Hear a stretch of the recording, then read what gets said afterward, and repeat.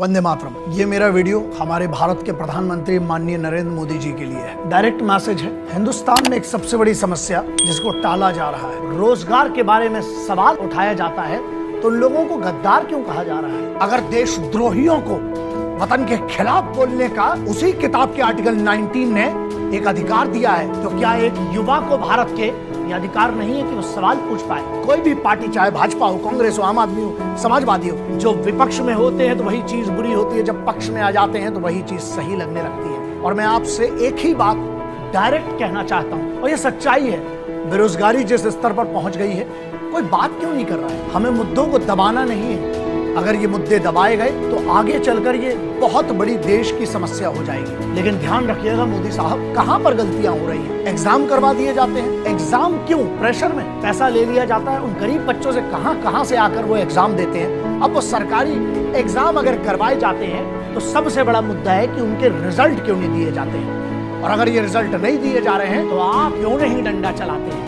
ऐसी कौन सी मजबूरी है जो आपको बेरोजगारी पर बात करने से चुप कर देती है? क्योंकि जब तक ये जवाब नहीं दिए जाएंगे ना, ये सवाल हवाओं में घूमते रहेंगे। आज भी इस देश में ना दो बहुत बड़ी बातें मानी जाती हैं, एक सरकारी नौकरी और दूसरा विवाह। क्या आपकी इस सरकार के कुछ लोग हैं जो भटका रहे हैं? जब ये पूरी महामारी चली, वैक्सीनेशन आ गया है, देखिए इसमें भी करप्शन ना हो ये भी आपको देखना है। समस्याएं हैं, लेकिन मैं हमेशा सबसे कहता हूं कि ख्वाहिशें जिंदा रहना जरूरी है, वरना कल सुबह उठने का मकसद क्या होगा? सरकार जो आराम से कर सकती है, आपके लिए सिर्फ इतना सा काम है, आप अगर चाहे, अगर पूरी सरकार चुनी हुई है, विपक्ष कुछ नहीं है आज की, सॉल्यूशन क्या है? सॉल्यूशन सीधा है, अकाउंटेबिलिटी निर्धारित करिए। जो इसके लिए जिम्मेदार हो, इसको जो भी इसमें करप्शन हो रहा है उसके लिए जो जिम्मेदार हो, उठाकर नया कानून बनाइए, उसको करप्शन में सीधे अंदर डालिए। अब मेरा मैसेज उन युवाओं के लिए है, मानसिकता है इस देश में ना, वो बदलना पड़ेगी। जब तक इस देश में ये दो वाक्य जिंदा रहेंगे ना, ये देश कभी तरक्की नहीं करेगा। एक, बने रहो लुल्ल और पेमेंट पाओ फुल, जो सरकारी लोग, कई लोग कहते हैं। और दूसरा, बने रहो पगला, काम करेगा अगला। साहब, ये वतन आपका मेरा है, पूरे हक से ना नमक का फर्ज अदा करें। देखिए, माटी का फर्ज सबकी औकात नहीं है, लेकिन नमक का तो कर सकते हैं ना फर्ज अदा।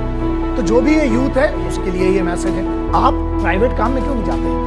लाखों करोड़ों ऐसे काम है जहां आप अपना घर चला सकते हैं। जंगल में कोई किसी को खाना बना के नहीं देता, और ये लोग नाकारे होते हैं जो कहते हैं हमें काम नहीं मिल रहा है। ऐसा है, मुझे पता है काम छूटे हैं लोगों के, लेकिन भूखा नहीं मरे हैं लोग। आपको जो काम मिले, या छोटा बड़ा सब काम, भारत के कानून के खिलाफ नहीं है जो काम आप करिए, किसने रोका है? इस देश की अगर बात करें, दुनिया की सबसे अमीर जो लोग हैं ना, वो सब प्राइवेट लोग हैं। सरकार को दोष देना और उसको गालियां बकना, ये भी गलत है।